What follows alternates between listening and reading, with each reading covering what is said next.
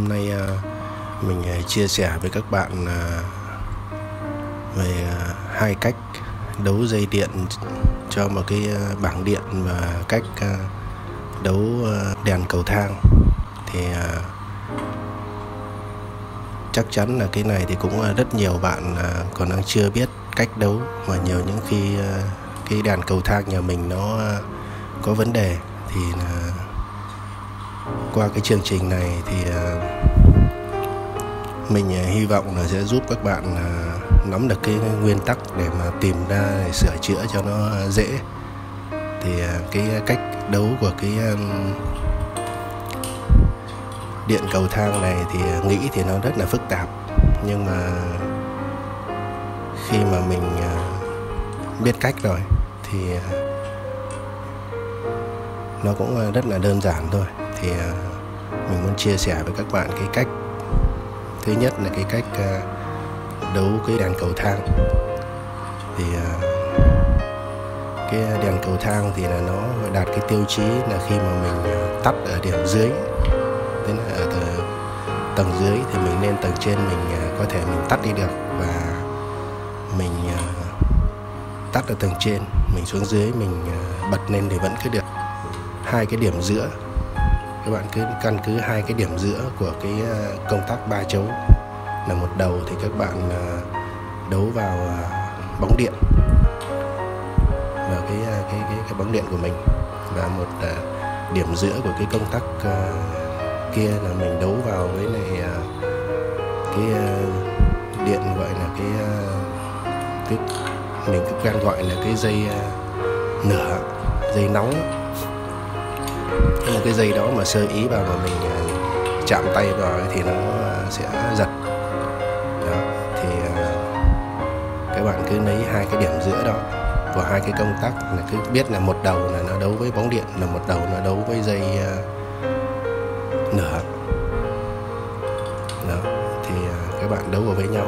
Còn hai cực còn lại thì các bạn cứ đấu song song với nhau. Thế là các bạn còn hai đầu của cái công tắc là các bạn đấu theo cặp với nhau, là lấy đầu nọ nối sang cái cọc của đầu kia. Hai cái cặp ấy là mình đấu chung với nhau.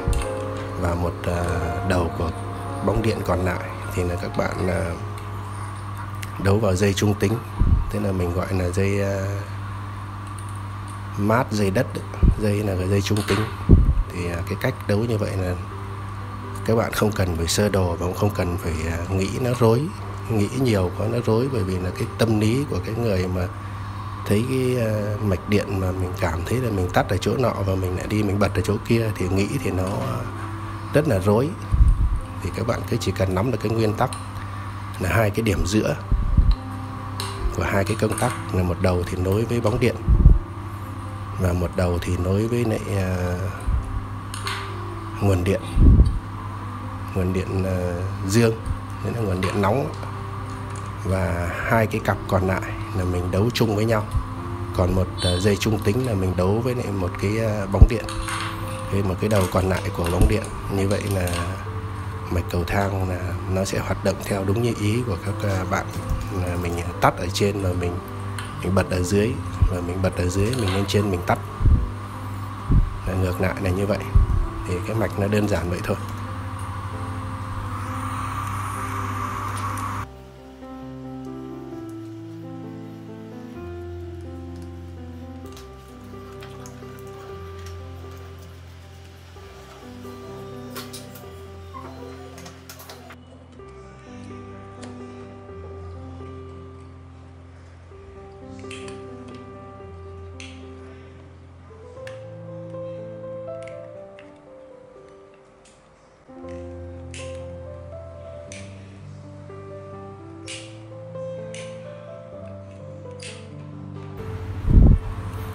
Bây giờ đến cái phần thứ hai là cái phần mình lắp một cái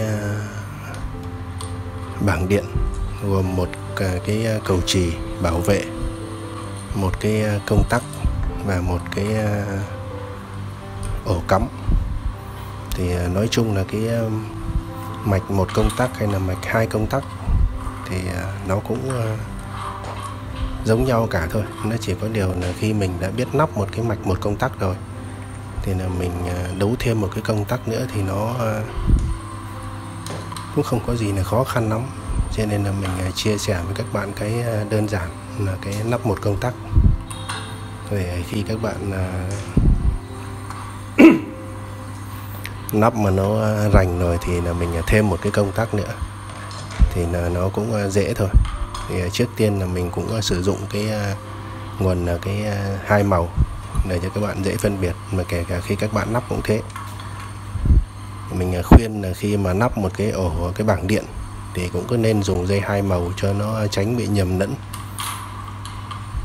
Thì trước tiên là các bạn đấu cái một đầu nguồn điện vào cái cầu chì bảo vệ.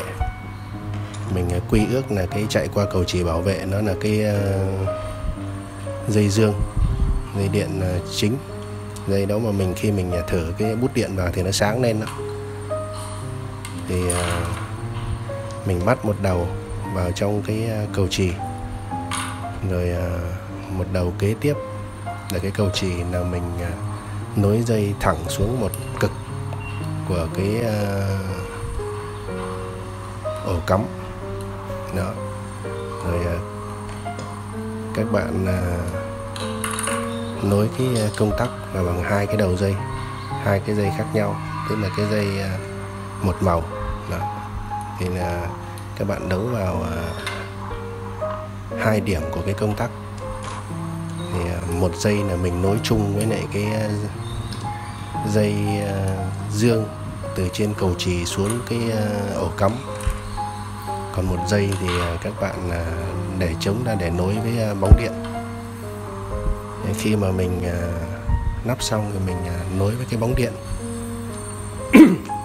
Thì còn một đầu của bóng điện thì là các bạn nối với dây trung tính. Thì nếu như các bạn mà quen rồi ấy, thì không cần phải lấy đầu dây trung tính ở trong cái ổ cắm ra, bởi vì đương nhiên là ổ cắm là nó phải cần hai dây.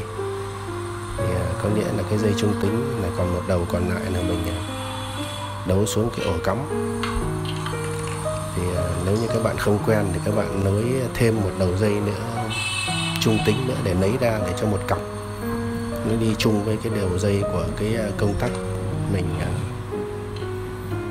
nối bằng dây màu đỏ ra. Và như vậy là sẽ có một cặp dây là màu xanh và màu đỏ. Thì các bạn nối hai cái dây đó vào trong cái bóng điện, là cái khi mà mình bật công tắc lên thì là nó sẽ, cái bóng điện nó sẽ sáng lên. Đó. Thì đây là mình làm rời ở bên ngoài. Trước tiên là mình nắp ở bên ngoài, dây chưa nắp vào trong bảng điện để cho các bạn dễ hiểu. Còn khi mà xong rồi là khi các bạn đã hiểu rồi thì bây giờ thì mình chuyển nó vào trong cái bảng điện để mình treo lên tường. Thì khi mà mình đã chuyển vào cái ổ treo trên tường rồi thì là mình sẽ làm nó chắc chắn hơn. Còn đây bây giờ trước tiên là mình nắp ở bên ngoài để cho các bạn dễ nhìn, hiểu được cái cách đi dây. Rồi bây giờ mình sẽ thử để cho cái bóng điện nó hoạt động. Còn ở trong cái ổ cắm thì nó có một cái bóng đèn led nhỏ. Thường thường người ta hay có bóng đèn led thì khi mình cấp điện vào thì là nó sẽ sáng lên.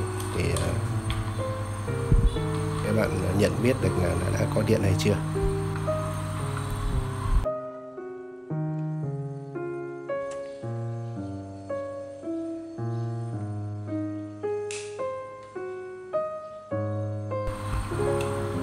Đó, bây giờ mình thử và nó đã hoạt động thì mình sẽ chuyển nó sang cái bảng điện. Thì nó, cái nguyên tắc của nó thì cũng như vậy thôi.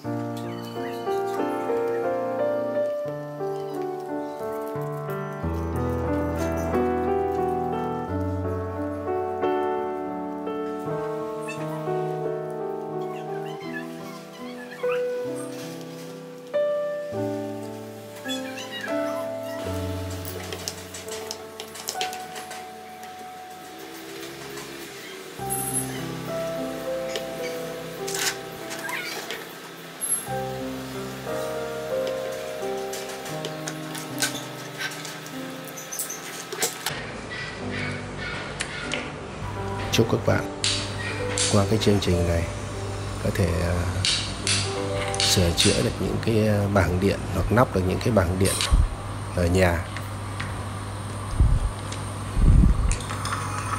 Xin chào và hẹn gặp lại.